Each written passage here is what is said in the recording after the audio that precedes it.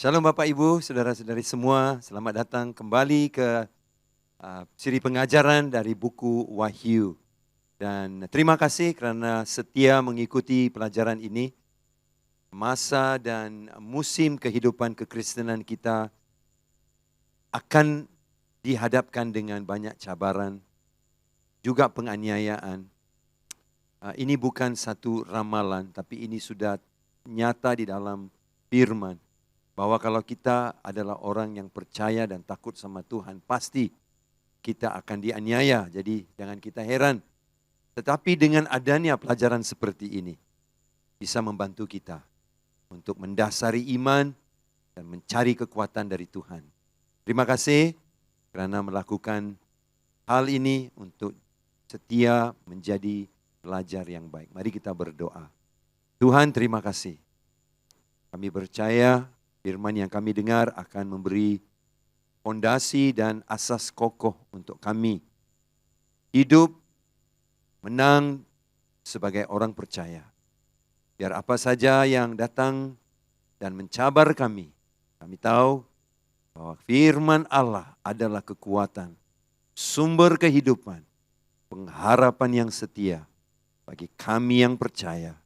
Di dalam nama Tuhan Yesus yang baik, kami berdoa. Amin. Saudara, hari ini kita masuk ke pelajaran Wahyu 15 dan juga sedikit pengenalan Wahyu 16. Sebelum saya memberikan pembahagian teks firman dari Wahyu 15 ini, saya mau mengingatkan saudara semua kembali bahwa kita sekarang belajar tentang penganiayaan ataupun penderitaan besar dari pasal 6 hingga 18 buku Wahyu. Jadi memandangkan 15 adalah dalam konteks 6 hingga 18 ini, marilah kita memahami bahwa ia adalah dalam konteks penganiayaan ataupun pencobaan besar, Great Tribulation. Nah, ini adalah gambarnya bagaimana dalam pasal 6 hingga 18 itu bagaimana Tuhan menggenapkan penghukuman ke atas dunia dengan 3 jenis penghukuman. Yang pertama adalah 7 meterai yang dibuka oleh Yesus sendiri. Kemudian 7 sangkakala yang dimainkan oleh malaikat sendiri. Dan 7 cawan yang dituang oleh malaikat-malaikat. Dan pembahagiannya 7 meterai dari Wahyu 6 hingga 8. 7 sangkakala dari Wahyu 8 hingga 11. Dan 7 cawan Wahyu 15 hingga 16. Jadi hari ini Wahyu 15, sebab itu kita akan diperkenalkan dengan permulaan penganiayaan terakhir. 7 penganiayaan yang terakhir itu untuk kita semua. Nah, saudara, saya mau bagi tahu kita semua. Saya tahu ada begitu banyak informasi tentang 7 meterai, 7 sangkakala, 7 cawan. Dan setiap daripada penghukuman itu, wow, informasinya sangat banyak sampai ada di antara saudara sudah rasa macam sangat lelah mendengar. Sangat penat, pastor sudah dengar ini berulang-ulang. Macam penganiayaan inilah, ada penghukuman ini, penghukuman itulah. Tapi marilah kita ambil nasihat dari Daniel. Daniel sendiri dalam Daniel pasal ke-8 dihadapkan dengan satu visi yang sangat mengerikan dan sangat menakutkan dan juga begitu sukar untuk Daniel sendiri memahami. Ingat, Daniel adalah orang yang diberikan pengertian di dalam mimpi dan juga visi. Namun begitu di dalam pasal 8, Daniel dihadapkan juga dengan Gabriel sendiri, yaitu malaikat Allah sendiri untuk menjelaskan visi itu. Namun orang yang ada talenta itu, orang yang diberi perwahyuan oleh malaikat itu, Daniel 8:27 berkata, maka aku Daniel lelah dan jatuh sakit beberapa hari lamanya. Kemudian bangunlah aku dan melakukan pula urusan raja. Dan aku tercengang-cengang tentang penglihatan itu, tetapi tidak memahaminya. Sudah diperjelaskan. Ada karunia dari Allah menjadi orang yang menterjemah mimpi, menterjemah visi. Ingat, Raja Nebukadnezar dia menterjemahkan. Raja Belshazzar dia menterjemahkan. tulisan di tembok itu. Wow, saudara, luar biasa. Tapi Alkitab berkata, dia tercengang-cengang dan tidak memahami visi itu. Sehingga dia jadi lelah, apalagi jatuh sakit. Tapi saudara, Alkitab bilang, dia bangun dan melakukan urusan raja. Dia bangun dan melakukan urusan raja. Dan saya minta Bapak Ibu Saudara-saudari, lakukanlah urusan rajamu. Sungguh pun banyak hal saudara tidak paham, banyak perkara saudara tidak dapat punya pengertian untuk penyelesaiannya. Tetapi yang penting adalah saudara mengerti bahwa Tuhan baik dan saudara Tuhan memberi kekuatan untuk kita terus melakukan urusan raja itu. Kalau setuju kata amin saudara. Nah, kenapa kita percaya Tuhan baik saudara? Karena di tengah-tengah penganiayaan ataupun siksaan besar ini, kita melihat ada 3 sebab kenapa Allah mengutus saudaraku penganiayaan, pencobaan besar, siksaan besar ini. Nomor 1, untuk mengejutkan orang tidak percaya. Yang sedang tidur, kejutkan mereka. Baik kan Tuhan? Biarlah mereka terus tidur saja, mampus dia orang. Masuk neraka terus lagi bagus. Tapi dikejutkan. Kemudian dia juga menyedarkan bangsa Israel supaya mereka mengerti dan mencari Mesias mereka. Biarlah mereka tidak sadar pun tidak apa-apalah. Nah, tapi Tuhan tetap sadarkan mereka. Kemudian dia mau menggenapi kerajaan Allah. Allah mungkin boleh bilang, tidak apa-apalah, tak ada pengakhiran. Kau orang siksa terus, merana terus, dan kau suffer, kau disiksa terus oleh semua. Tidak, Tuhan akan mengakhiri apa yang dimulakan. Filipi 1:6 berkata, dia yang memulakan, dia pasti mengakhirinya. Jadi saudaraku, dia mau mengakhiri dan dia mesti mengakhiri. Kenapa? Supaya pemerintahan kerajaan anaknya bisa hadir di bumi ini. Jadi sebelum pemerintahan anaknya datang, Allah mesti clean house lah. Allah mesti membersihkan rumahnya, membersihkan buminya yang diciptakannya itu. Supaya kerajaan anaknya bertakhta. Jadi saudaraku, semuanya adalah karena Allah baik. Inilah 3 sebab kita belajar tentang siksaan besar. Nampak macam Tuhan jahat, nampak macam Tuhan baik, tapi buatannya jahat, perbuatannya jahat. Tidak saudara, setiap perbuatannya itu ada sebabnya. Oke? Mari kita lihat 3 sebab itu sekali lagi. 1, mengejutkan orang yang tidak percaya, karena orang percaya sudah diangkat. Setelah diangkat dalam rapture, sudah diangkat, pengangkatan. Banyak yang, semua yang lain tidak percaya, mereka perlu dikejutkan. Supaya mereka ada harapan untuk percaya juga. Menyedarkan bangsa Israel. Dan menggenapi kerajaan Allah di bumi ini. Oke. Jadi kita lihat ayat yang pasal yang ke-15. Inilah pembahagian teks bagi Wahyu 15. Pertama, nyanyian lagu pembebasan. Kita akan belajar tentang lagu. Saya pikir ini bagus untuk tim worship lah. Saudara. Karena ia mengajar sesuatu pelajaran yang sangat penting tentang lagu. Lagu yang pertama nyanyian lagu pembebasan ayat 1 hingga 4. Kemudian bahagian kedua ada 7 malaikat dan 7 malapetaka, yaitu 7 cawan penghukuman. Ayat 5 hingga 8. Wahyu 15 adalah wahyu yang paling ataupun pasal yang paling pendek sekali, hanya 8 ayat sahaja. Dalam 8 ayat itu sudah 8 kali disebut perkataan 7.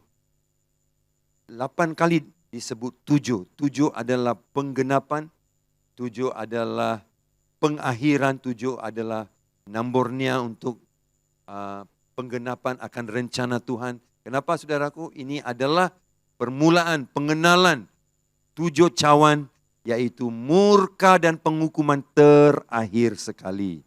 Oke? Sebab itu banyak kali saudara akan melihat perkataan 7. 7, 7, 7, 7. Oke? Ya, itulah sebabnya. Alright, saudaraku, kita masuk ke Wahyu 15 ayat 1. Dan aku melihat satu tanda lain di langit, besar dan ajaib, 7 malaikat dengan 7 malapetaka terakhir. Kerana dengan itu berakhirlah murka Allah. Berakhirlah murka Allah. Nah, perkataan berakhirlah, saudara, adalah satu perkataan yang bermaksud telio, berarti selesai, sempurna, digenapi. Nah saudara kekasih dalam Tuhan Yesus Kristus, Tuhan baik. Dia tidak mau menyambung penganiayaan ini selama-lamanya. Mana bolehlah orang tahan. Dalam tiupan sangkakala, hukuman sangkakala itu, 7 itu, hanya sepertiga bumi, sepertiga air laut, sepertiga air dari sungai dan tasik yang dihancur, sepertiga pohon-pohon. Tapi takkan selama-lamanya begitu. Nah, sekarang Tuhan mesti mengakhiri. Jadi dalam penghukuman 7 cawan itu, bukan sepertiga lagi, semua akan terkesan. Seluruh aspek, ekosistem, manusia, semua terkesan. Termasuk kerajaan antikristus ataupun binatang dan nabi palsu akan terkesan. Kenapa Tuhan mesti selesaikan? Kenapa? Dia harus menggenapi kerajaannya di bumi ini. Ada sebab baiknya, saudara. Jadi telio berarti sempurna, dia mau menggenapi murkanya itu. Tak bolehlah marah selama-lamanya, kan saudara. Mana baiklah kalau kita marah selama-lamanya. Oke? Jadi saudaraku, Tuhan tidak mau marah selama-lamanya. Jadi sebab itu kita melihat dalam Mazmur 85 ayat 4 sampai ayat yang ke 7 kita melihat, saudaraku. Dikatakan di sini, pulihkanlah kami, ya Allah penyelamat kami, dan tiadakanlah sakit hatimu kepada kami. Tiadakanlah sakit hatimu. Pulihkanlah kami, ya Allah penyelamat kami. Untuk selamanyakah engkau murka atas kami dan melanjutkan murkamu turun-temurun? Ini adalah soalan yang tidak perlu ada jawaban. Jawabannya sudah tersirat di dalam soalan ayat 5 itu. Untuk selamanyakah engkau murka atas kami dan melanjutkan murkamu turun-temurun? Ini kita panggil dalam bahasa Inggris rhetorical question, berarti jawabannya tidak perlu. Ada di dalam, berarti Tuhan tidak mau marah selama-lamanya. Tuhan tidak punya rencana untuk itu, saudara. Nah, ayat yang ke-6 berkata begini, apakah engkau tidak mau menghidupkan kami kembali sehingga umatmu bersuka cita kerana engkau? Perlihatkanlah kepada kami kasih setiamu, ya Tuhan, dan berikanlah kepada kami keselamatan daripadamu. Jadi saudara, sudah sangat jelas bahwa Tuhan tidak akan marah selama-lamanya. Tuhan tetap menjaga dan tetap memelihara kita selama-lamanya. Oke, nah, jadi itulah apa yang dimaksudkan di sini dengan rencana Tuhan yang baik itu. Alright, nah kita sudah lihat itu bahwa ayat pasal 15 ayat 1 Tuhan berkata bahwa dia akan mengakhiri semua murkanya. Puji Tuhan, ini berita baik. Berita baik, murka Allah tidak kekal selama-lamanya. Dan penulis Mazmur sendiri tahu akan kebenaran itu. Nah, masuk kepada ayat yang kedua, Wahyu 15, kita memahami lebih. Nah, dan apa yang kita lihat? Dan aku melihat suatu bagaikan lautan kaca bercampur api, dan di tepi lautan kaca itu berdiri orang-orang yang telah mengalahkan binatang. Binatang itu adalah antikristus, bukan binatang zoo. Binatang-binatang di pemeliharaan kita di tempat kampung kah, di rumah kah. Bukan, mengalahkan binatang ini antikristus. Dan patungnya dan bilangan namanya, pada mereka ada kecapi Allah. Puji Tuhan. Orang yang menang itu, saudara, dia mempunyai kecapi Allah. Ada kuasa puji sembah bagi mereka-mereka yang adalah pemenang itu. Bukan kita cari kecapi untuk menang, tapi memandangkan mereka memiliki kecapi, itu adalah gambaran bahwa mereka sudah pun menang. Mereka sudah pun menang. Nah, saudara, kita lihat, ada persamaan dalam Wahyu 15:2 dengan Wahyu 4 pasal 4 ayat 6. Saya bacakan untuk saudara, saudara boleh juga ikut saya dengan Alkitab saudara. Wahyu 4:6, dan di hadapan takhta itu ada lautan kaca bagaikan kristal. Di tengah-tengah takhta itu dan di sekelilingnya ada 4 makhluk penuh dengan mata di sebelah muka dan di sebelah belakang. Nah, inilah apa yang dilihat di dalam firman ini, Wahyu 4:6. Di hadapan takhta itu ada lautan kaca bagaikan kristal. Tapi mari kita lihat Wahyu 15:2. Dan aku melihat bagaikan lautan, sama lautan. Kaca sama, tapi bercampur api. Api itu mungkin kalau kita ikut dalam firman Tuhan, Wahyu 4:5 berkata 7 obor menyala-nyala di hadapan takhta itu. Itulah ketujuh roh Allah. Jadi api itu mungkin roh Allah, dan api itu juga mungkin peringatan akan penghukuman. Tapi apa yang hadir sama? Lautan dengan kaca, satu kristal, satu api. Tetapi ada yang Wahyu 4 itu ada 4 makhluk penuh dengan mata. Dan makhluk ini kalau kita bacakan terus pasal 7, pasal 8, satu nampak macam singa, satu nampak macam anak lembu mukanya, satu nampak macam muka manusia, satu nampak macam burung nasar ataupun burung elang. Nah, jadi saudaraku, mereka mempunyai 6 kepak. Setiap dari mereka mempunyai 6 kepak. Ini pasal yang ke-8. Dan kepak mereka semua dipenuhi dengan mata. Mereka dipenuhi dengan mata. Dan mereka boleh paham dan melihat semua. Tetapi saudara, 4 makhluk ini tidak disebut berada dalam Wahyu 15:2. Sehingga dalam Wahyu 4:6 disebut mereka ada di sana. Nah, dalam pemerhatian saya, mereka mungkin ada di sana juga. Tapi tidak hanya ditonjolkan, tidak hanya disebut hadiran mereka. Nah, mereka adalah malaikat yang bersama di hadirat Allah. Dan tiap kali mereka memuji Dia yang duduk di singgasana kerajaan Allah, yaitu Yesus, semua 24 para tua-tua akan bangkit berdiri. Dan mereka akan mengambil mahkota mereka dan mereka akan lempar dan mereka akan menyembah. Oh saudaraku, jadi 4 makhluk ini ada posisi spesial di depan hadirat Allah.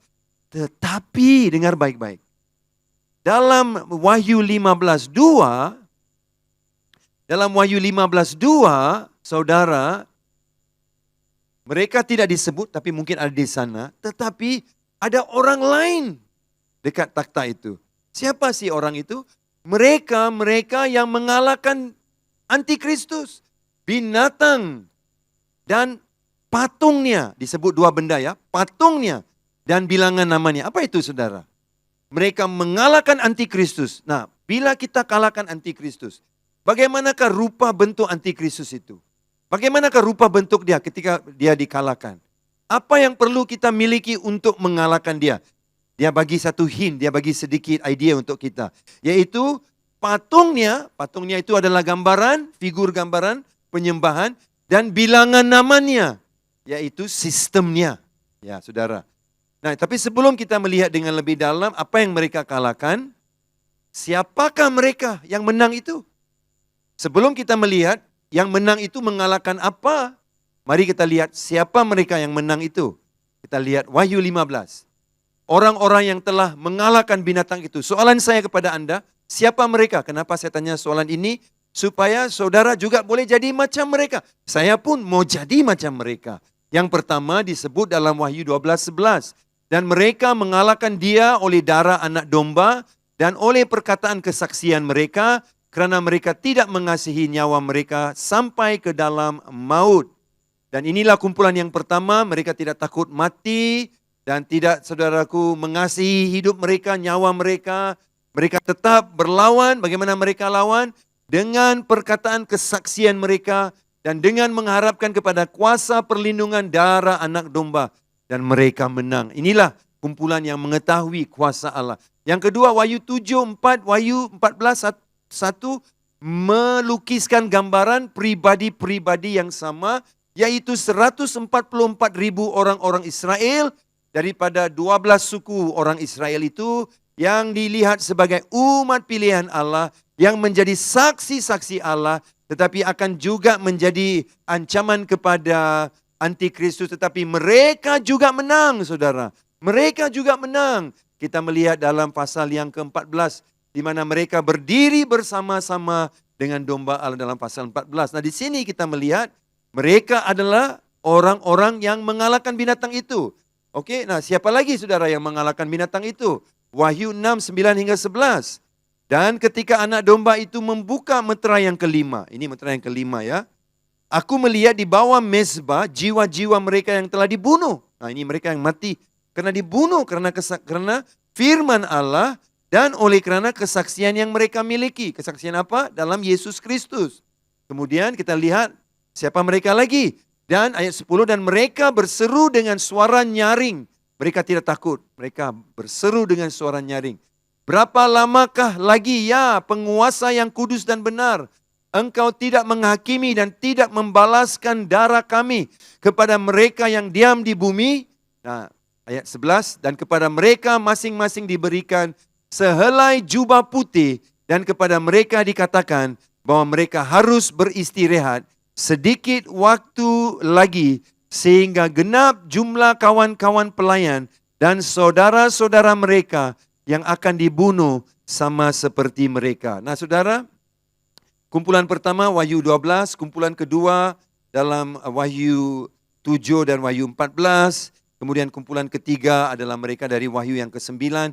Di mana saudara, di dalam Wahyu yang ke-9 ini mereka adalah orang yang mati-matir, berarti mereka telah dibunuh karena iman, dan roh mereka atau jiwa mereka di bawah mezbah, dan dari bawah mezbah ini di surga ya, dari surga mereka berseru kepada Allah, Allah, ya Allah ya Tuhan kami, berapa lama lagikah kami harus tunggu sehingga Tuhan membalas dendam terhadap mereka-mereka yang mengambil nyawa kami ini. Nah, berapa lama lagikah? Nah, saya heran dan saya mau saudara ketahui hal ini. Mereka berada di mana? Di surga. Dari surgalah mereka berseru di bawah mezbah. Ya, mereka berseru. Berarti di surga pun mereka belum ada informasi cukup. Kapan waktunya? Pembalasan terhadap darah kami kepada mereka yang diam di bumi yang telah bunuh kami itu. Mereka pun tidak tahu. Janganlah heran Tuhan Yesus sendiri bercakap. Anak tidak tahu. Malaikat tidak tahu. Hanya Bapa saja yang tahu. Bila bahwa Yesus akan kembali lagi. Jadi mereka di surga pun tidak tahu berapa lama. Saya tidak tahu kalau ada orang-orang di bumi. Di bumi ini pada hari ini ketika mendengar khotbah ini. Sedang bertanya, berapa lagi Tuhan? Berapa lama lagi Tuhan? Berapa lama lagi Tuhan? Saya ada berita baik saudara. Mereka yang mati-matir di surga pun, yang berada di surga, jiwa mereka, roh mereka, mereka tidak tahu. Tetapi mereka diberikan pengharapan. Apa pengharapan mereka? Janji kepada mereka ayat 11 kembali kita lihat. Diberi sehelai jubah putih. Dan mereka dikatakan bahwa mereka harus istirahat. Rest. Sedikit waktu lagi. Sedikit lagi. Berapa lama sedikit? Tak tahu. Sedikit. Sedikit mungkin 10 tahun lagi. 20 tahun, 100 tahun. Sedikit lama lagi sehingga genap jumlah kawan-kawan pelayan saudara-saudaramu yang akan dibunuh sama sepertimu. Wow.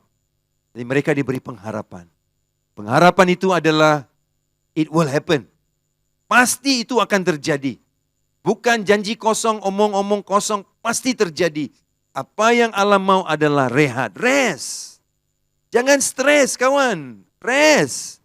Jadi kamu yang menanti untuk sesuatu, kalau yang di surga pun tak tahu bilalah masa itu. Tuhan, bilalah saya punya istri itu datang. Bilalah suami itu yang Tuhan akan ketemukan saya. Rest, don't stress. Karena apa saudaraku? Tuhan bekerja. Dan Tuhan bekerja bagaimana? Kenapa? Dia menunggu kawan-kawan mereka yang lain yang masih hidup di bumi yang belum mati, mereka akan mati dan akan dikumpul sekaligus. Tunggu dulu. Sementara itu mereka diberi sehelai jubah putih.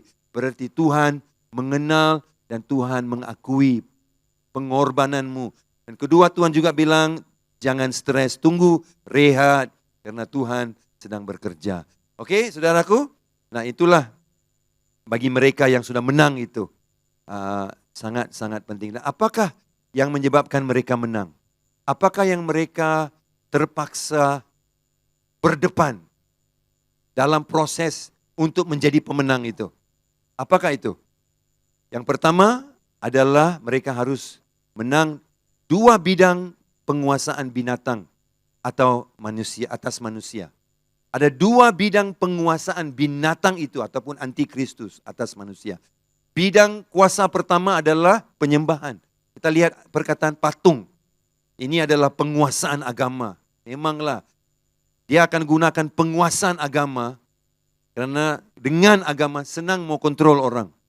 Orang-orang yang tidak paham tentang agama dan kebenaran agama yang sebenar, bila ada pemimpin cakap saja semua ikut.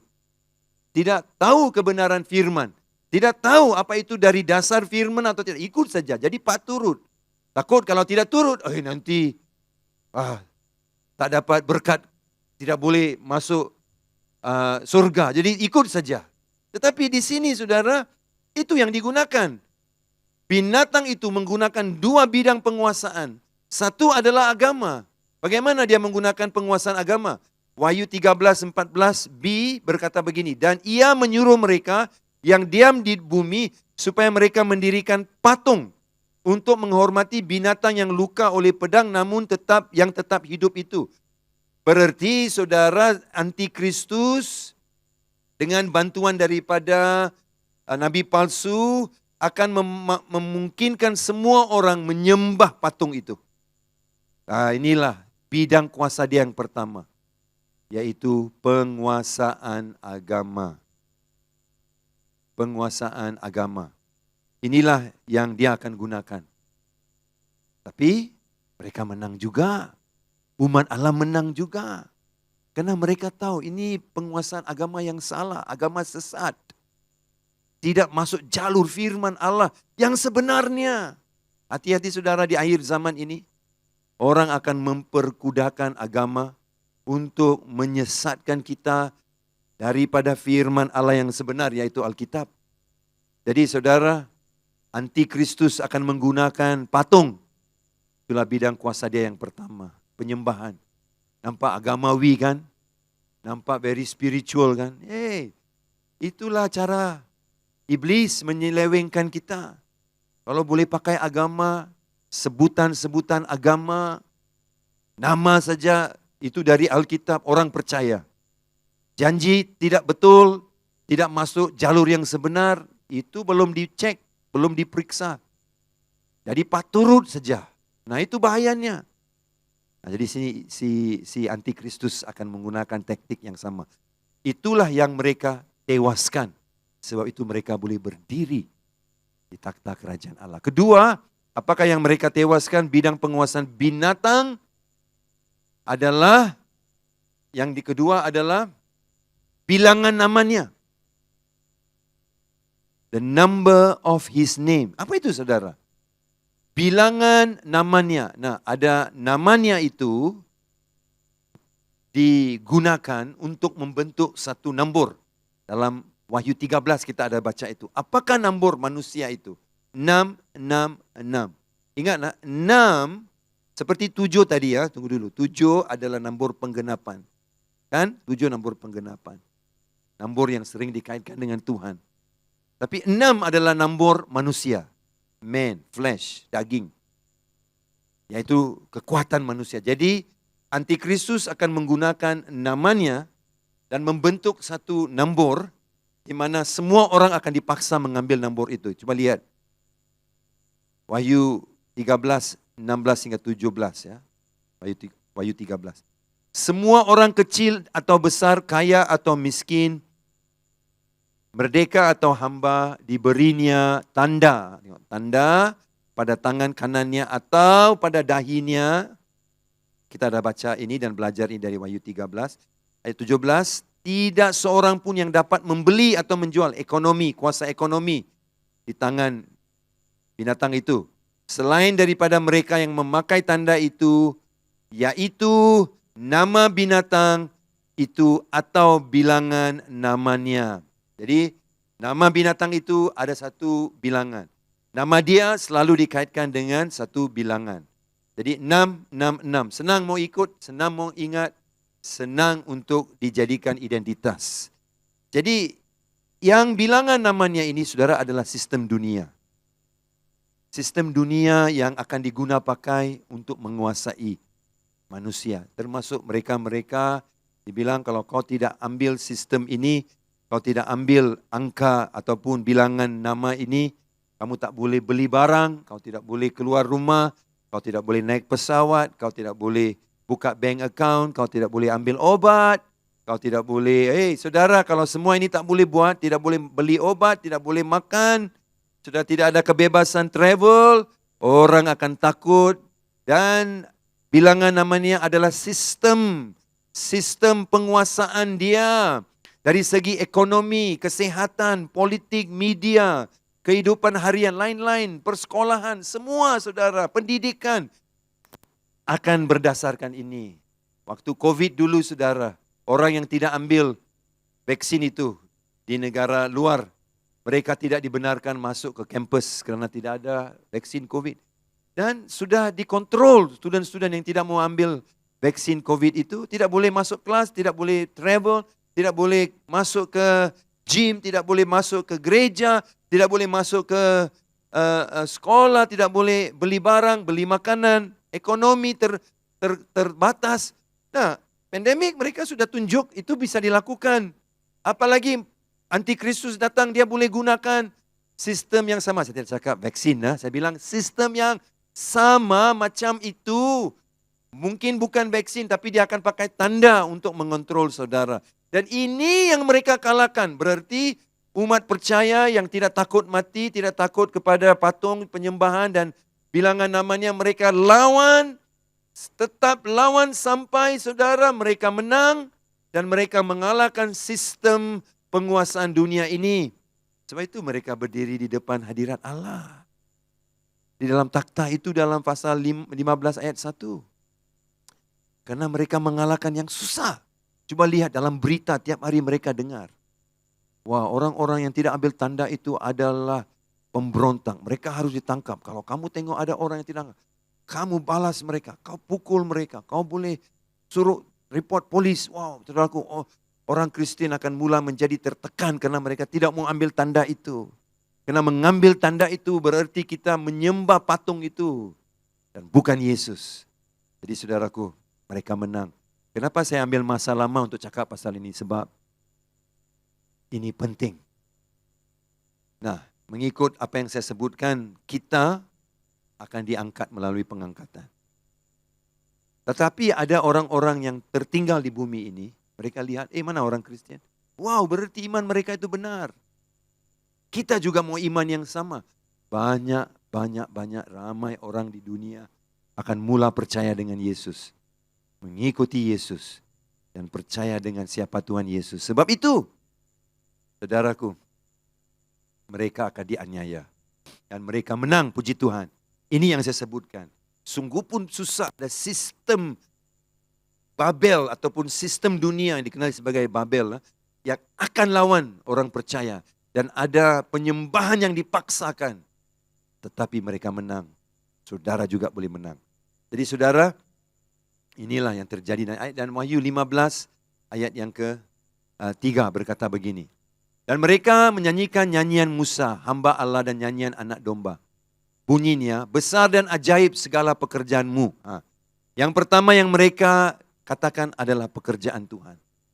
Senang kan kalau kita kata Tuhan baik karena dia melakukan pekerjaan. Tapi jangan stop sanalah. Iman yang lebih utuh dan iman yang lebih luar biasa, iman yang matang tidak hanya stop dengan pekerjaan Tuhan. Oh, saya bersyukur Tuhan memberkati aku, saya bersyukur Tuhan memberi aku kerja, saya bersyukur Tuhan memberi aku istri yang baik, saya bersyukur Tuhan memberikan jodoh yang baik, saya bersyukur saya ada diberi kereta yang baru. Oh, puji Tuhan, semua itu adalah pekerjaan. Tetapi mereka tidak stop dengan pekerjaan. Dan lagu yang mereka nyanyikan, ya Tuhan Allah yang Maha Kuasa, adil dan benar segala jalanmu. Mereka juga memuji Allah kerana jalannya Allah itu saudara. Bahwa dia adalah Raja segala bangsa. Mereka memuji jalan Allah. Nah, apakah itu jalan Allah? Saudara, kita tahu perbuatan Allah. Sama seperti dalam Mazmur 90 di Alkitab berkata bahwa orang-orang Israel mengenal perbuatan Allah. Tetapi Musa mengenal jalan Allah. Mengenal perbuatan itu senang. Kita boleh lihat, wow, mukjizat, luar biasa. Banyak orang Kristen hidup untuk mujizat saja. Berarti dia stop dengan pekerjaan. Tidak ada pekerjaan, tidak ada mujizat, dia kecewa dengan Tuhan. Tapi itu bukan matang. Kenapa mereka boleh menang dan mereka boleh berdiri di dekat takhta kerajaan Allah? Sebab apa yang mereka nyanyikan,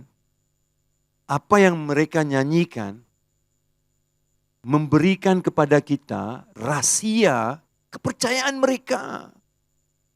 Membongkar kepada kita rahsia kepercayaan mereka ketika mereka dianiaya, ketika mereka dalam siksaan besar, ketika mereka dalam pencobaan besar. Nyanyian mereka itu melukiskan rahsia kepada kita apa yang mereka percaya, saudara. So, kalau saudara juga mau menang, saudara juga mau mengatasi penganiayaan, saudara juga mau menang bila di tempat kerjamu, di sekolahmu, jangan tunggu sampai pengangkatanlah, jangan tunggu sampai masa kesiksaan besar ini. Hari-hari ini juga, ketika kau disiksa, ketika kau dianiaya, ketika kau difitnah, ketika yang buruk disebut dengan saudara, tetapi apa yang menyebabkan saudara boleh bertahan? Macam mereka. Mereka tidak stop dengan hanya, oh God, your work is so good, pekerjaanmu baik. Nah, mereka ada lagi satu level yang lebih dalam. Nyanyian mereka kalau kita lihat saudaraku, mereka juga membesarkan jalan Tuhan. The ways of God. Kita lihat ayat itu sekali lagi. Yang maha kuasa, adil dan benar, segala jalanmu, jalan Tuhan. Ya Raja segala bangsa. Puji Tuhan. Ini yang mereka laung-laungkan, saudara. Jadi anak Tuhan, jangan stop dengan pekerjaan Tuhan saja. Jangan stop dengan pekerjaan Tuhan dan selalu cari pekerjaan Tuhan. Itulah orang yang kejar mujizat, kejar tanda-tanda ajaib, kejar happening, kejar kejadian yang aneh dan luar biasa dalam Tuhan.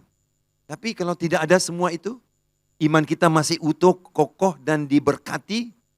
Nah saudara, kalau saudara menjawab, ya saya mau lebih kuat imanku, saudara juga mesti kenal jalan Tuhan. Apa yang mereka nyanyikan membongkar kepada kita rahasia kepercayaan mereka. Apa yang saudara percaya? Apa yang kita percaya? Kalau kita percaya yang surface level itu yang atas permukaan saja, iman yang senang luntur, iman yang saudaraku senang goyah. Kenapa kita tidak masuk lebih dalam macam mereka? Kenapa mereka boleh menang? Mereka dibunuh oleh binatang itu, tetapi sekarang mereka merayakan dengan kemenangan. Lagu mereka ini, saudaraku. Lagu ini adalah pengharapan bagi mereka yang mengharapkan kehidupan kekal. Lagu ini mengingatkan kita rahasia kemenangan mereka. Apakah rahasia kemenangan mereka itu? Pengharapan mereka. Apa yang mereka pegang dalam pengharapan mereka? Pekerjaan Tuhan, jalan Tuhan, dan bukan saja itu saudaraku, mereka juga, kita lihat dalam ayat seterusnya 15:4, kemuliaan Tuhan. Siapakah yang tidak takut, ya Tuhan, dan yang tidak memuliakan namamu, sebab Engkau saja yang kudus, karena semua bangsa akan datang dan sujud menyembah Engkau. Mereka bercakap tentang kemuliaan Allah, mereka bercakap tentang penyembahan, mereka bercakap tentang karakternya Allah itu, saudaraku. Dan disitulah mereka memuliakan Allah. Memuliakan Allah, saudara-saudari yang saya kasihi, bukanlah satu yang berfokus kepada pekerjaan saja. Kemuliaan adalah satu yang berfokus, bukan apa Allah sudah buat, tapi siapa Allah itu. Bukan apa Allah sudah buat untuk saya, tapi siapa sih Allah itu buat saya.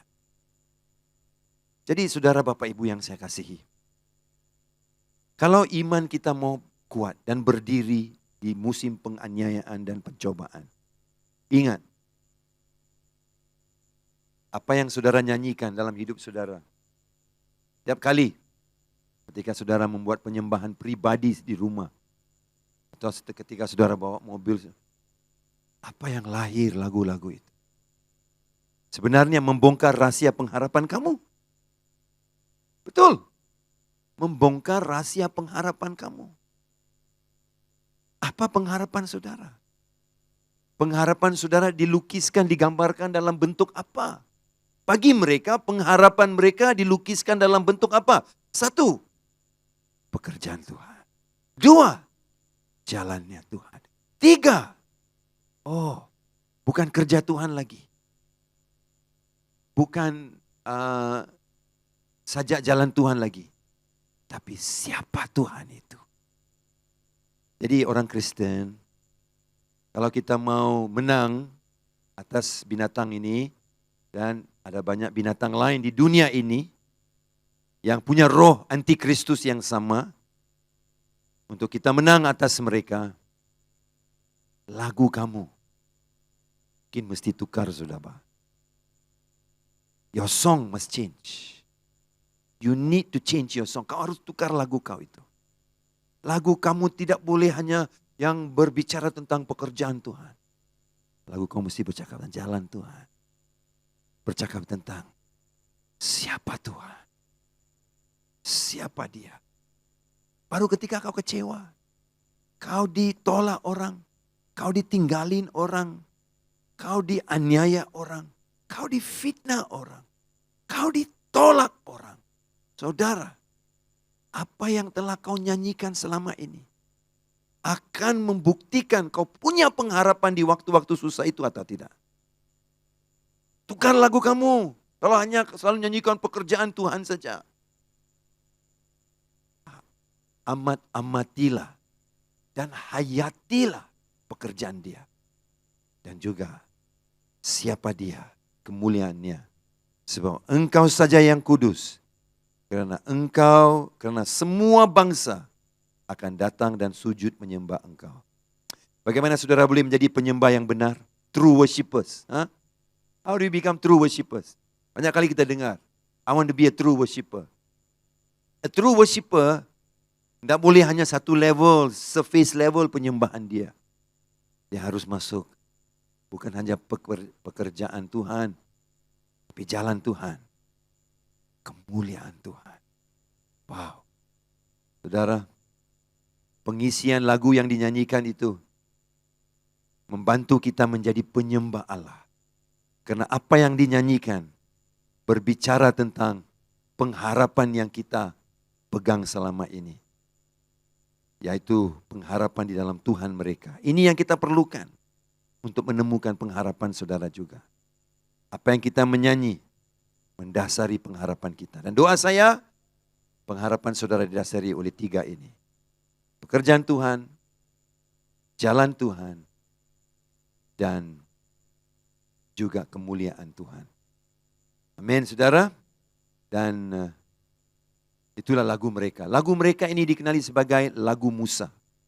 Musa pernah menulis lagu. Musa itu songwriter. Yes. Ada juga ini talenta dalam Musa ini. Musa menulis lagu dan lagunya dimasukkan dalam Keluaran 15, Ulangan 32. Dan sekarang muncul kembali lagu itu di dalam Wahyu 15.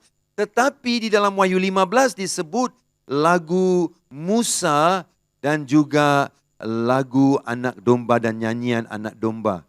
Nah, kenapa ini penting saudaraku? Karena ini adalah lagu pengharapan untuk kita semua.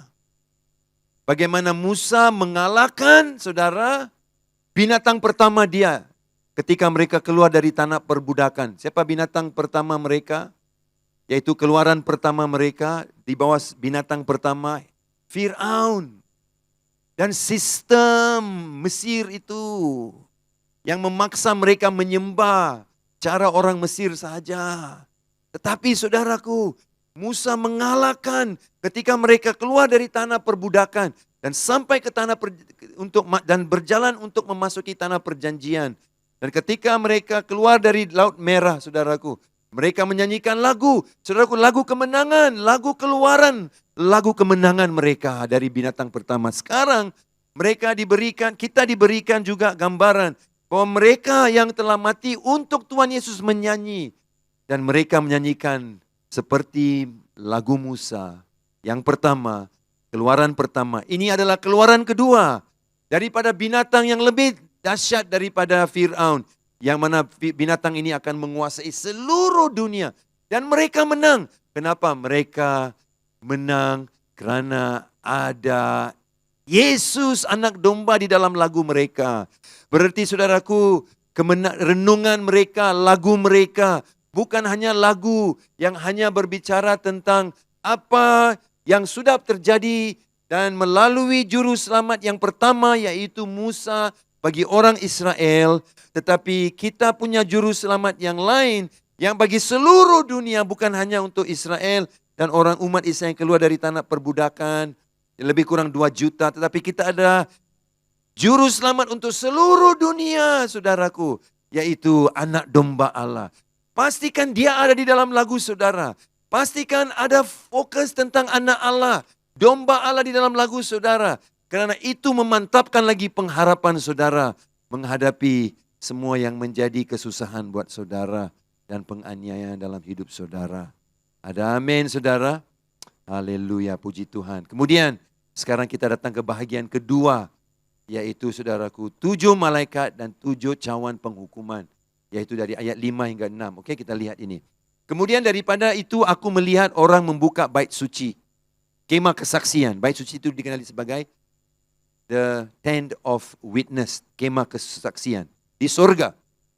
Ingat saudara, apa yang ada di surga adalah yang asli ataupun yang benar. Dan apa yang dibina oleh Musa di bumi adalah bayang-bayang, shadow. Yang dibayang-bayang gambaran sebenarnya di surga. Nah, ketika Musa membina, dia harus melihat apa yang di surga. Untuk mendapat ilham, idenya bagi membangun bayang-bayangnya di bumi. Supaya manusia mengikuti penyembahan di sini, yaitu umat Israel. Sekarang, Yohanes melihat bait suci Allah, kemah suci Allah, kemah kesaksian di surga. Dan apa yang dia lihat? Dia lihat ke-7 malaikat dengan 7 malapetaka itu keluar dari bait suci. Berpakaian linen yang putih bersih dan berkilau-kilauan, dan dadanya berlilitkan ikat pinggang dari emas. Wow. Jadi saudaraku, Wahyu 15 pasal 5 dan 6 mempersiapkan kita pembaca. Dan wahyu yang diterima oleh Yohanes adalah the judgment is coming. The final, penghukuman terakhir, 7 cawan murka Allah sudah datang. Tunggu dulu. Tapi datang dari mana Pak? Saya pikir datang daripada Tuhan yang murka, yang marah sangat. Dengar sini. Dari bait suci kesaksian Allah. Kalau kita lihat Wahyu 11:19, 11:19, ini 15. Wahyu 11:19 dia berkata begini. Dengar ya, saya bacakan. Wahyu 11:19. Maka terbukalah bait suci Allah yang di surga. Yang terbuka di surga Wahyu 15. Di Wahyu 11 juga ada bait suci Allah terbuka di surga. Dan kelihatanlah tabut perjanjiannya di dalam bait suci itu. Dan terjadilah kilat dan deru-geruk guruh dan gempa bumi, hujan es lebat di bumi. Nah, ini adalah selepas sangkakala ke-7 dimainkan. Allah mencurahkan hukuman sangkakala ke-7. Apakah hukuman itu? Wah, gempa bumi yang sangat besar. Dan hujan es, kilat, guruh, wow. Bumi sangat ngeri. Tetapi, apakah itu yang terjadi di bumi itu perbuatan manusia ataupun iblis? Tidak. Kerana apa yang bermula di surga. Berarti Allah mau saudara tahu. Ya, penghukuman ini berat. Penghukuman ini ngeri. Penghukuman ini seperti tidak adil. Tetapi ia lahir dari Bapa, dari surga. Dari bait suci. Kita pikir, bait suci itu tempat yang kudus, yang baik kan. Yang tidak boleh ada yang jahat. Ya, betul. Kudus. Ya, betul jawapan saudara, kudus. Karena dia kudus. Dan dia mau mengerjakan supaya mereka yang tidak kudus dan masih menentang Allah. Perlu saudaraku menerima kesadaran ini. Dan kembali kepada dia. Itu yang Allah sedang lakukan. Ingatkah 3 sebab kenapa terjadi penghukuman. 1, untuk mengejutkan orang tidak percaya. Ini mengejutkan mereka. Kedua, saudaraku untuk menyadari orang-orang Israel. Dan ketiga, saudaraku menggenapi kerajaan Allah. Untuk menggenapinya, saudaraku, Allah mesti memurnikan seperti emas dimurnikan. Supaya semua yang kotor bisa dikeluarkan. Supaya emas itu murni. Allah sedang melakukan yang baik. Sebab itu ayat 6, malaikat-malaikat yang melakukan, yang menuang cawan emas yang penuh dengan murka Allah itu juga tidak nampak macam orang yang garang bengis, macam tentera yang menakutkan. Tapi coba lihat ayat 6 sekali lagi, Wahyu 15:6. Mereka berpakaian linen yang putih, bersih, berkilauan. Dadanya berlilitkan ikat pinggang dari emas. Wah, semuanya saudaraku daripada yang punya jiwa dan gaya seorang yang melayani seorang raja. Pakaiannya putih, emas, bersih. Wow. Jadi berarti Allah mau kita mengerti bahwa ya akan terjadi penghukuman yang sangat ngeri. Tetapi tahuilah bahwa ini tidak terjadi karena datang daripada seorang Tuhan yang marah.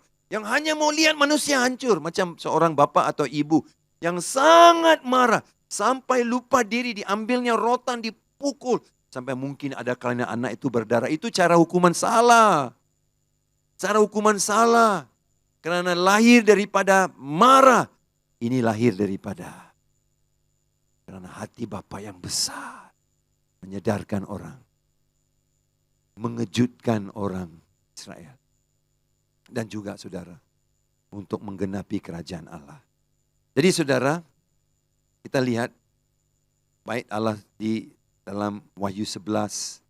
Dan Wahyu 15 terbuka. Ini datang daripada Allah. Wahyu 11:19 menunjukkan bahwa bila dia terbuka, kelihatan tabut perjanjian dari dalam bait suci. Tabut perjanjian yang dibina oleh Musa, ada tempat pembasuhan, mezbah korban bakaran, kemudian ada tirai masuk dalam, ada tempat saudaraku di mana roti disimpan, ada mezbah penyembah mezbah ukupan di mana doa diangkat, saudara ada kandil, kemudian ada lagi satu tirai, tabut perjanjian. Oh, ada prosesnya untuk menghadap Allah. Tapi apa yang kita lihat dalam Wahyu 11, surga terbuka, kita berdepan dengan tabut perjanjian. Ingat, tabut perjanjian adalah gambaran hadirat Allah, Kristus sendiri. Tetapi bila itu Wahyu 11:19, tetapi ketika ini di dalam Wahyu 15 dibuka, surga terbuka, apa yang dilihat adalah malapetaka. Malapetaka dengan 7 malaikat dengan 7 malapetaka. Nah, ini saya percaya harus memberikan kepada kita satu pengharapan. Kenapa? Kenapa yang memberi harapan? Karena ia tidak yang lahir daripada bait Allah sendiri, di mana Allah berada, saudara. So, saudara harus melihat 7 cawan yang terakhir ini bukan dari mata seorang Allah yang tidak adil, jahat. Ngeri Allah ini, enggak. Tapi daripada Allah yang penuh kontrol, yang bukan mencurahkan ini atas dengan murka hanya untuk menghukum, tapi untuk memulih. Jadi pemandangan dari bait suci ini adalah tempat di mana Allah berada. Datang dan murka ini datang dari tempat kudus. 7 cawan datang dari tempat kudus. Berarti penghukuman ini benar dan kudus. Kalau saudara baca nanti dalam pasal 16, satu demi satu cawan itu dicurahkan. Malaikat akan menyanyikan dan berkata, benarlah Tuhan hukuman ini. Kuduslah Tuhan pekerjaanmu. Kenapa mereka confirm, mereka mengesahkan bahwa hukuman itu baik? Karena mereka tahu ini datang daripada Allah yang baik. Seperti ini, datang dari surga, daripada tempat yang kudus. Dan mereka dihantar oleh Allah yang benar dan Allah yang kudus. Mari kita lihat Wahyu 15:7 saudara. Wahyu 15:7, apa yang kita lihat. Dan ini yang 2 ayat yang terakhir. Dan satu dari keempat makhluk itu memberikan kepada ke-7 malaikat itu 7 cawan dari emas yang penuh berisi murka Allah. Yaitu Allah yang hidup sampai selama-lamanya. Dan bait suci itu dipenuhi asap karena kemuliaan Allah dan karena kuasanya. Dan seorang pun tidak dapat masuk bait suci itu sebelum berakhir ketujuh petaka dari ketujuh malaikat itu. Wow, ini ngeri saudaraku. Sekarang tadi kita lihat bait suci terbuka. Sekarang kita lihat bait suci tak boleh masuk pula. Tadi sudah buka. Sekarang buka tapi tidak bisa masuk. Kenapa? Tidak boleh masuk, saudara. Nah, karena penghukuman Allah sedang berlaku. Satu cawan demi satu cawan dicurahkan. Dan bait suci dipenuhi dengan asap. Dipenuhi dengan asap. Nah, ingat, dengar sini. Apakah cawan itu? Cawan itu adalah alat yang digunakan oleh imam untuk memasukkan untuk memasukkan kemenyan yang membawa haruman di depan Allah. Tapi sekarang bukan haruman, tapi murka dicurahkan. Itu gambarannya, oke? Nah, ingat bahwa ketika murka itu dicurahkan, bait suci terbuka tapi tidak ada orang boleh masuk. Karena ya penuh dengan asap, karena kemuliaan Allah, karena kuasanya. Tapi saya ada berita baik buat kita semua. Seperti dalam Wahyu 7:8, pintu ke bait suci tertutup karena murka kan, karena penghukuman kan. Tapi ada berita baik. Dengar dulu ayat ini, Keluaran 40. Keluaran 40, 34, 35. 40, 34, 35. Saya bacakan 34. Lalu awan itu menutupi kemah pertemuan. Sama, kemah pertemuan, kemah kesaksian. Dan kemuliaan Tuhan memenuhi kemah suci. Sama, seperti ayat 8. Bait suci itu dipenuhi dengan asap. Okay? Apa itu asap itu? Karena kemuliaan Allah, karena kuasanya. Sama. Ayat 35. Sehingga Musa tidak dapat memasuki kemah pertemuan. Sebab awan itu hinggap di atas kemah itu dan kemuliaan Tuhan memenuhi kemah suci. Tidak ada seorang pun yang boleh memasuki kemah suci. Di dalam Musa itu. Dalam Keluaran 40 itu. Cerita yang dipersembahkan kepada kita oleh Musa. Dalam tulisannya dalam Keluaran 40. Tidak ada orang boleh masuk. Sama juga di sini, Wahyu 15:8 tidak ada orang. Kenapa? Karena ada penghukuman. Tapi saya ada berita baik. Apakah berita baik itu? Dalam Efesus 2:18. Efesus 2:18 dia berbunyi begini. Karena oleh Dia kita kedua pihak dalam satu roh beroleh jalan masuk, haleluya, kepada Bapa. Sekali lagi Efesus 2:18. Karena oleh Dia, oleh siapa? Oleh Yesus. Kita kedua pihak dalam satu roh beroleh jalan masuk kepada Bapa. Haleluya. Saudara, ini adalah berita baik. Musa tidak boleh masuk. Wahyu 15, karena penghukuman itu berjalan tidak boleh masuk. Jalan ke bait suci Allah tertutup, saudara. Tidak ada 24-hour access. Tidak ada jalan masuk. Dan saya bacakan satu lagi ayat. Roma 5:2. Roma 5:2. Dengar baik-baik. Roma 5:2. Oleh Dia kita juga beroleh jalan masuk. Haleluya. Oleh iman kepada kasih karunia ini. Saudara mesti melihat apa yang tidak mungkin, apa yang ditutup, apa yang dihalang karena dosa, karena penghukuman. Tetapi karena Yesus melengkapi semua tuntutan kebenaran Allah itu, Alkitab berkata oleh Dia, oleh Kristus, kita beroleh jalan masuk oleh iman kepada kasih karunia yang diberikan oleh Yesus kepada kita. Di dalam kasih karunia ini kita berdiri dan kita bermegah dalam pengharapan akan menerima apa? Menerima apa? Musa tidak boleh terima ini ketika kemuliaan Allah turun. Tetapi oleh karena Yesus kita dapat menerima pengharapan akan menerima kemuliaan Allah. Haleluya. Puji Tuhan. Dan ayat 3 berkata, dan bukan hanya itu saja, kita malah bermegah juga dalam kesengsaraan kita. Haleluya. Karena saudaraku, di dalam kesengsaraan itu akan menimbulkan ketekunan dan tahan uji dan membawa ke pengharapan. Tapi bermula dari mana? Daripada pengharapan yang datang daripada kasih karunia. Sehingga kita dapat menikmati, mengalami, bersama menerima kemuliaan Allah. Dan kita menjadi rakan kongsi kemuliaan Allah itu. Karena Yesus ada jalan masuk. Efesus 2:8 berkata, dalam satu roh beroleh jalan masuk kepada Bapa. Roma 5 pasal 2 berkata, oleh dia juga kita beroleh jalan masuk. Haleluya. Kenapa? Kenapa kita beroleh? Karena di dalam bait suci itu, kita ada seorang imam besar. Haleluya. Ibrani 4:15 berkata, sebab imam besar yang kita punya bukanlah imam besar yang tidak dapat turut merasakan kelemahan-kelemahan kita. Sebaliknya sama dengan dia, ia telah dicobai, hanya tidak berbuat dosa.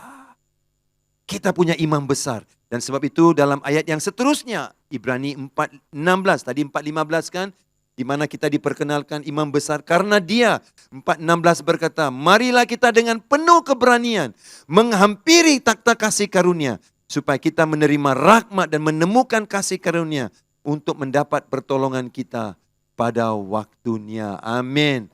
Dan apa yang Yesus lakukan, saudaraku, supaya kita dapat masuk. Dan kerana kehendaknya inilah kita telah dikuduskan satu kali untuk selama-lamanya oleh persembahan tubuh Kristus Yesus di kayu salib. Satu persembahan, satu kali, selama-lamanya kita diberi akses, jalan masuk kepada hadirat Allah. Apa yang Wahyu 5, 7 dan 8 menunjukkan, tidak ada jalan masuk. Oh, karena penghukuman sedang berlaku. Tapi anak Allah telah berdiri supaya semua penghukuman dunia jatuh timpa atas dia. Dan Allah dan murka Allah jatuh satu demi satu atas dia. Sehingga semua tuntutan kebenaran Allah dibayar lunas oleh Yesus Kristus di kayu salib. Sebab itu saudara punya jalan masuk kepada Allah. Ini kebenarannya. Dia lebih besar daripada dosa dan kekurangan yang saudara miliki. Daripada penghukuman yang harus menimpa kita. Tapi menimpa atas dia. Supaya Bapa membuka jalan buat saudara dan saya. Nah, saudaraku, apakah aplikasinya? Alangkah baiknya kita boleh memasuki hadirat Allah. Janganlah kita miss dan mengabaikan itu. Amin. Inilah kelebihannya. Saudara, saya sekarang beri sedikit informasi dalam pasal 16. Tadi kan ayat 7, mereka tidak, ayat 7 dan 8, pasal 15, mereka tidak boleh masuk ke dalam bait suci kerana murka Allah dicurahkan. Nah, inilah yang dicurahkan. 7 cawan murka, Wahyu pasal 16. Apakah itu? Pembahagian teks Wahyu 16 adalah seperti berikut, saudara. Pembagian teksnya senanglah, terus terang saja. Penghukuman cawan murka pertama dilihat dari ayat 1 dan 2. Penghukuman cawan murka kedua dalam ayat ketiga. Penghukuman cawan murka ketiga dilihat dalam ayat 4 hingga 7. Cawan murka keempat ayat 8 hingga 9. Penghukuman cawan murka kelima ayat 10 hingga 11. Penghukuman cawan murka ke-6 ayat 12 hingga 16. Dan penghukuman cawan murka ke-7, 17 hingga 21, ada 21 ayat. Dan ayat yang pertama berkata begini, dan aku mendengar suara yang nyaring dari dalam bait suci, berkata kepada ketujuh malaikat itu, nah sekarang pergilah dan tumpahkanlah. Ingat, meterai dibuka oleh Yesus. Sangkakala dibunyikan oleh malaikat. Kemudian cawan ditumpahkan oleh malaikat Allah, yaitu murka Allah ke atas bumi.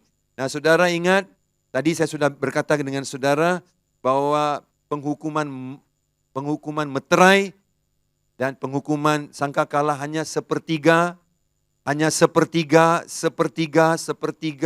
ekosistem, sepertiga laut, sepertiga air tawar, sungai, tasik, sepertiga pohon-pohon yang dihukum.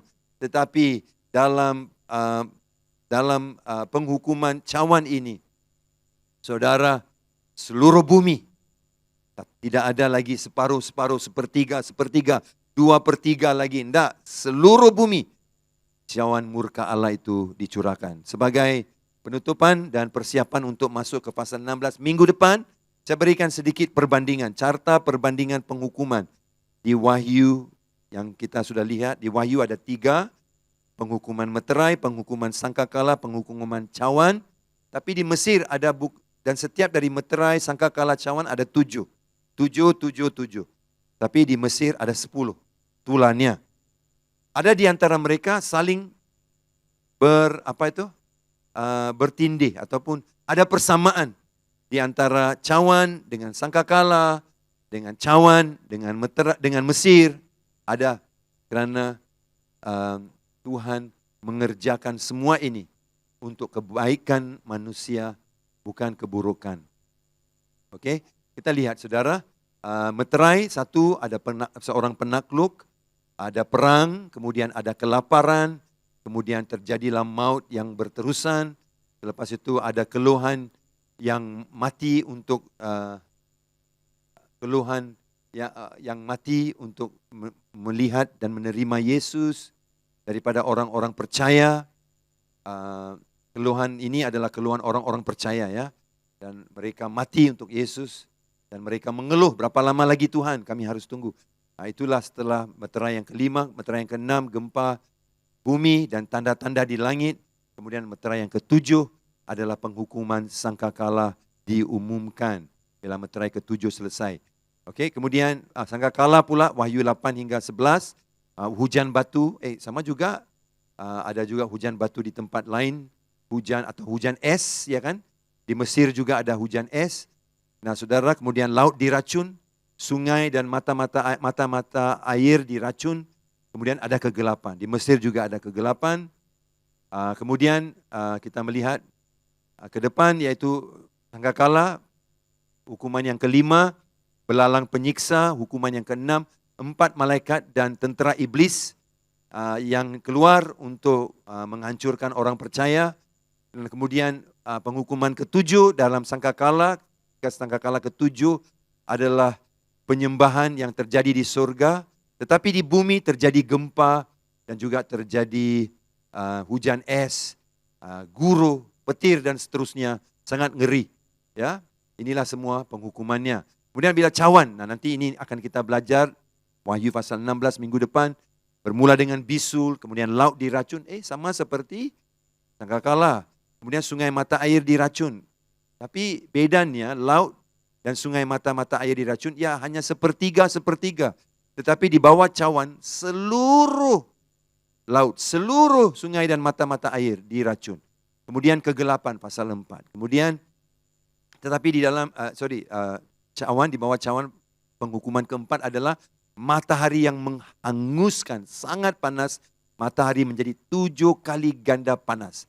Okey, kemudian saudaraku, penghukuman yang kelima, kegelapan dan kesakitan. Okey, kegelapan yang menyebabkan kesakitan. Penghukuman 6 di bawah cawan adalah tentera musuh Allah bergabung. Ini adalah tentera musuh bukan dari roh jahat, seperti kalau saudara lihat sangkakala, 4 malaikat dan tentera iblis dibangkitkan untuk menyerang orang-orang percaya. Ini adalah roh kegelapan. Tetapi dalam murka cawan itu, dalam yang keenam itu, tentera musuh yang fizikal, mereka akan datang berkumpul di lembah Jezreel ataupun lembah Megiddo, di mana kita kenali sebagai perang Armageddon akan terjadi. Ini adalah tentera fizikal dunia akan berkumpul melawan dengan orang-orang percaya, orang Israel, umat Israel yang mengharapkan kedatangan kedua kali Yesus, dan disitulah musuh-musuh umat Allah dikalahkan. Kemudian kita lihat dalam cawan juga murkanya pasal yang hukuman ketujuh, di mana kilat, guru, gempa yang dahsyat terjadi sama seperti sangkakala. Sekali lagi bukan hanya sepertiga dari bumi, seluruh bumi. Alright, saudara, sekarang kita lihat kepada carta di Mesir. Apakah penghukuman yang terjadi di Mesir 10 ya? Air jadi darah, ini juga ada di dalam cawan. Kemudian kita lihat kata di dalam sangkakala, daripada mulut malaikat keluarlah roh-roh jahat seperti yang nampak macam kata. Kemudian nyamuk, tulah ketiga, tulah keempat, lalat pikat. Kemudian penghukuman tulah yang kelima adalah penyakit sampar pada ternak. Kemudian yang keenam adalah bisul bara. Kemudian yang ketujuh, tulah ketujuh adalah hujan es atau hujan batu. Kemudian 8 ada belalang, sama seperti juga di dalam hukuman sangkakala ada belalang. Kemudian ke-9 ada kegelapan, dan 10 kematian anak sulung. Puji Tuhan, bagi kita ada juga kematian anak sulung Allah yang memberikan kepada kita hidup yang kekal. Kita berakhir di sini, dan saudaraku, Dengan ini saya akan berhenti di sini dan mengundang saudara untuk datang kembali mengikuti pelajaran Wahyu 16 dan kita percaya saudara akan diberkati ketika saudara melihat setiap penghukuman yang terakhir itu dan bagaimana Allah mengejutkan orang tidak percaya, menggerakkan, membangkitkan orang Israel, dan akhirnya saudaraku menggenapkan kerajaannya di bumi ini.